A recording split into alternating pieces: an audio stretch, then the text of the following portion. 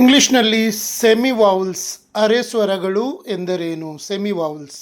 English ಮತ್ತು ಕನ್ನಡ ವ್ಯಾಕರಣದಲ್ಲಿ ಸೆಮಿವಾವಲ್ಸ್ ಅರೆ ಸ್ವರಗಳು ಅಂದರೆ ಅತ್ಯಂತ ಆಸಕ್ತಿದಾಯಕ ವಿಷಯವಾಗಿದೆ. ಹಾಗಾದರೆ ಇವುಗಳನ್ನು ಅರೆ ಸ್ವರಗಳು ಎಂದು ಯಾಕೆ ಕರೆಯುತ್ತಾರೆ? ಅಂದರೆ ಈ ಅಕ್ಷರಗಳು ಪದದ ಆರಂಭದಲ್ಲಿದ್ದಾಗ ವ್ಯಂಜನದಂತೆ ಅಂದರೆ ಕಾನ್ಸನೆಂಟ್ ಕೇಳಿಸುತ್ತವೆ, ಆದರೆ ಪದದ ಮಧ್ಯದಲ್ಲಿ ಅಥವಾ ಕೊನೆಯಲ್ಲಿ ಬಂದಾಗ ಪೂರ್ತಿಯಾಗಿ ಸ್ವರಗಳಾಗಿ ಬದಲಾಗುತ್ತವೆ. ಇಂಗ್ಲಿಷ್ನಲ್ಲಿ ಡಬ್ಲ್ಯೂ ಮತ್ತು ವೈ ಅಕ್ಷರಗಳನ್ನು ಸೆಮಿ ವಾವಲ್ಸ್ ಎನ್ನಲಾಗುತ್ತದೆ.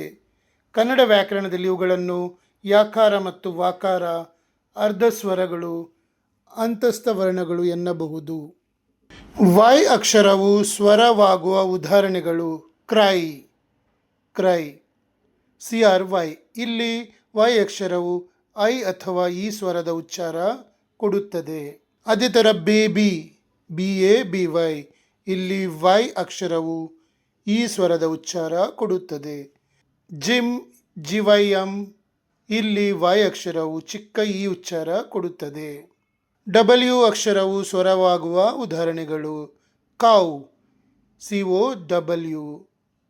ಇಲ್ಲಿ ಡಬ್ಲ್ಯೂ ಅಕ್ಷರವು ಊ ಸ್ವರದ ಉಚ್ಚಾರ ಕೊಡುತ್ತದೆ. New, NEW. ಇಲ್ಲಿ ಡಬ್ಲ್ಯೂ ಅಕ್ಷರವು ಊ ಸ್ವರದ ಉಚ್ಚಾರ ಕೊಡುತ್ತದೆ. ಸಾ, SAW. ಇಲ್ಲಿ ಡಬ್ಲ್ಯೂ ಅಕ್ಷರವು ದೀರ್ಘ ಆ ಉಚ್ಚಾರ ಕೊಡುತ್ತದೆ. ನಿಮಗೆ ನನ್ನ ರಿಸರ್ಚ್ ಮತ್ತು ಟೀಚಿಂಗ್ ಇಷ್ಟವಾದಲ್ಲಿ ನನ್ನ ಫಾಲೋ ಮಾಡಿ ಮತ್ತು ಶೇರ್ ಮಾಡಿ. ನಿಮಗೆ ಯಾರಿಗಾದರೂ 3 ತಿಂಗಳಲ್ಲಿ ಇಂಗ್ಲೀಷ್ ಮಾತನಾಡಲಿಕ್ಕೆ ಕಲಿಬೇಕು, ಇಂಗ್ಲೀಷ್ ಮಾತನಾಡುವಾಗ ಆಗುವ ಭಯ ಅಂಜಿಕೆ ಹೋಗಿ ಕಾನ್ಫಿಡೆನ್ಸ್ ಬರಬೇಕು, ನೀವು ಮಾಡಿದ ವಾಕ್ಯ ಸರಿಯೋ ತಪ್ಪು ಅಂತ ನಿಮಗೆ ಗೊತ್ತಾಗಬೇಕು. ಅದು ಹೇಗೆ ಸಾಧ್ಯ? ನಾನು ನಿಮಗಾಗಿಯೇ ನನ್ನ 32 ವರ್ಷಗಳ ಅನುಭವದಿಂದ ಒಂದು ಕೋರ್ಸ್ ರಚಿಸಿದ್ದೇನೆ. ಆ ಕೋರ್ಸ್ ಮಾಡಿದರೆ ನೀವು ಖಂಡಿತವಾಗಿಯೂ 3 ತಿಂಗಳಲ್ಲಿ ಇಂಗ್ಲೀಷ್ ಮಾತಾಡಲಿಕ್ಕೆ ಕಲಿತೀರಿ.